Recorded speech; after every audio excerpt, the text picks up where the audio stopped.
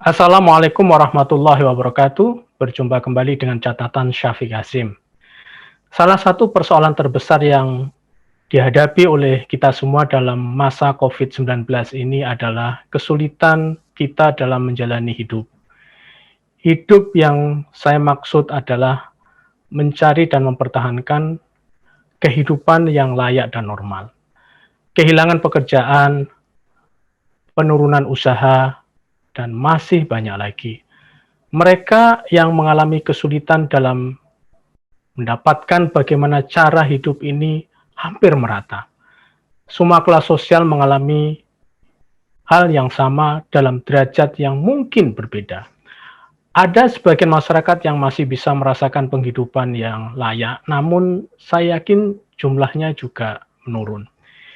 Disinilah sebenarnya saya merasa agak tercengang dengan usulan Majelis Ulama Indonesia, salah seorang pengurus yang juga staf sus Wakil Presiden Lukmanul Hakim kepada Menko Kesra Muhajir agar pemerintah memberikan insentif kedaruratan untuk yang dia sebutkan para ulama. Saya memandang usulan seperti ini menunjukkan sikap yang jauh dari sensitif dan empati atas nasib sebagian besar manusia yang juga mengalami kesulitan yang sama. Mengapa kurang sensitif dan kurang empati? Karena mereka mendahulukan kelompok sosial mereka sendiri. Mereka tidak berpikir bahwa yang kebanyakan terpapar oleh COVID ini adalah bukan sebagian besar dari ulama. Apakah karena seseorang berpredikat sebagai seorang ustadz, mubalik, atau apa lagi, lalu dalam keadaan di mana semua orang sulit, menyebabkan seseorang itu diusulkan untuk mendapatkan prioritas tunjangan kedaruratan. Apalagi kalau yang dimaksud sebagai ulama di sini adalah mereka yang sudah memiliki kedudukan sosial dan ekonomi yang cukup lumayan, seperti menjadi pengurus MUI, menjadi DPS, mubalek, ustadz, dan sebagainya. Cara berpikir insentif kedaruratan ulama ini mirip cara berpikir oligarkis dan sungguh layak untuk dipersoalkan karena di dalam kehidupan dan kebijakan negara seperti Indonesia, seseorang akan mendapatkan insentif kedaruratan karena masa pagebluk ini bukan karena predikatnya misalnya ulama, tapi karena mereka pertama-tama adalah warga Indonesia, kedua mereka berada dalam keadaan yang memang membutuhkan, ketika meskipun mereka bekerja namun karena pandemi pekerjaan mereka hilang atau tidak menghasilkan pendapatan yang sesuai dengan apa yang mereka butuhkan untuk keperluan dasar sehari-hari. Pendek kata, MUI mengatakan bahwa mereka yang berdampak itu adalah kalangan ulama, padahal tidak. Kita tahu bahwa ulama adalah orang yang memiliki keilmuan yang lebih dibandingkan dengan masyarakatnya. Dalam pengertian sehari-hari, mereka adalah orang yang memiliki ilmu agama yang unggul. Mubalik juga demikian, mereka pandai berceramah, menasihati orang soal urusan apa yang bisa dan tidak bisa dilakukan sebagai seorang muslim dalam kehidupan sehari-hari. Ini adalah semacam keahlian atau dalam bahasa modern dinamakan sebagai profesi. Dengan profesi ini, seseorang bisa mendapatkan penghidupan yang layak. Bahkan dalam era sekarang ini, para ulama dan juga para mubalek serta ustadz termasuk di antara mereka yang memiliki penghasilan hidup yang membadai karena profesi mereka dibutuhkan oleh masyarakat, oleh partai politik atau oleh pihak-pihak lain yang berkaitan. Dengan kata lain, kebanyakan mereka adalah kelas menengah ke atas secara ekonomi dengan keahlian yang mereka miliki. Namun, sejarah keulamaan masa lalu itu berbeda dengan keulamaan yang MUI bayangkan sekarang ini. terutama dikaitkan dengan usulan mereka untuk memberikan insentif kedaruratan keulamaan dari negara. Ulama masa lalu adalah orang yang berjuang memajukan agama tanpa memikirkan bantuan apapun dari pihak negara. Ulama masa lalu bahkan dalam keadaan tersulit pun, mereka rela menjadikan dirinya sebagai pelopor di depan. Pelopor segalanya. Pelopor perjuangan melawan penjajah, pelopor memajukan pendidikan, dan lain sebagainya. Mereka rela berkorban demi masyarakat mereka. Kehidupan keseharian pun rata-rata mereka tidak tergantung pada bantuan negara. Bahkan karena sikap yang independen inilah yang menjadikan mereka sebagai orang yang tidak memiliki beban ketika melakukan kritik pada negara. Bahkan menjadi independen itu merupakan bagian dari ukuran keulamaan mereka.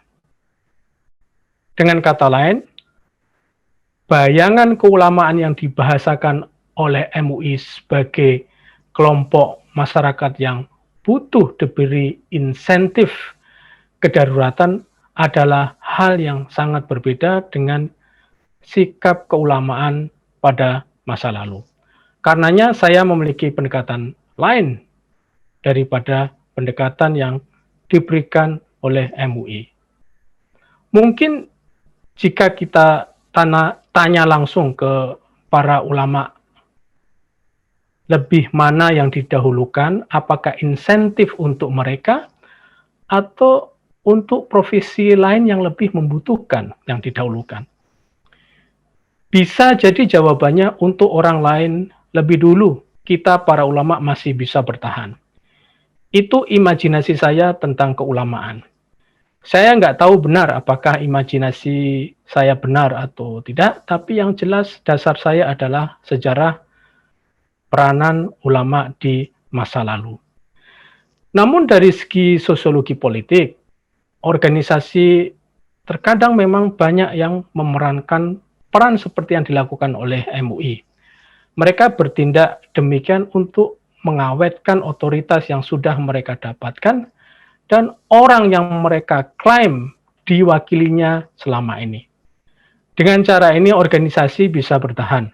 Namun sekali lagi, sebagai agensi, mereka belum tentu menyuarakan apa yang benar-benar menjadi kepentingan dasar dari mereka yang mereka klaim sebagai suara yang diwakilinya.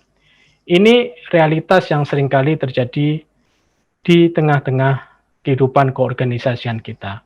Saya memimpikan bahwa sebuah lembaga keulamaan atau keagamaan, mereka sepatutnya mendahulukan untuk menyuarakan suara kelompok yang paling lemah lebih dahulu. Atau dalam bahasa Islam disebut dengan mustad'afin. Meskipun itu bukan bagian dari mereka. Siapa mustad'afin ini? Dalam konteks COVID-19 adalah mereka yang terkena COVID-19. Keluarga mereka yang tidak mampu, dan juga kelompok kerja kelas bawah yang dalam kesehariannya memang harus bekerja untuk memenuhi keberlanjutan hidup mereka sehari-hari. Bagi saya, organisasi keagamaan dan organisasi keulamaan harus lebih banyak berbicara kepentingan rakyat lebih dahulu daripada kelompok mereka sendiri. Karena kalau bukan mereka yang menyuarakan, siapa lagi? Seharusnya kelompok keagamaan dan keulamaanlah yang paling kredibel menyuarakan hal-hal seperti ini. Jika kita melihat sejarah mereka di masa lalu. Terakhir, ketika saya amati secara seksama, mengapa di lingkungan ormas keagamaan kita di Indonesia hanya Majelis Ulama Indonesia saja yang memiliki usulan insentif kedaruratan untuk para ulama. Suara seperti itu nampaknya tidak terdengar dari organisasi Muhammadiyah dan juga Nahdlatul Ulama. Ini persoalan yang menarik untuk kita lihat. Apakah itu diusulkan oleh MUI karena MUI selama ini dekat dengan negara dan orang-orang pemerintahan, baik di pusat maupun di daerah, sehingga dengan itu mereka merasa berhak untuk menyuarakan persoalan kedaruratan ulama tadi, atau ada hal lainnya di balik itu. Sebagai catatan, lembaga keulamaan seperti Majelis Ulama Indonesia akan mendapatkan simpati lebih banyak dari kalangan luas apabila mereka menyuarakan kepentingan masyarakat yang lebih luas, bukan kelompok mereka sendiri. Karenanya, permintaan insentif kedaruratan bagi ulama lebih baik mereka ganti dengan permintaan insentif kedaruratan bagi kaum mustadafin, kaum yang lemah terutama karena terdampak COVID-19 ini. Demikian, wassalamualaikum warahmatullahi wabarakatuh.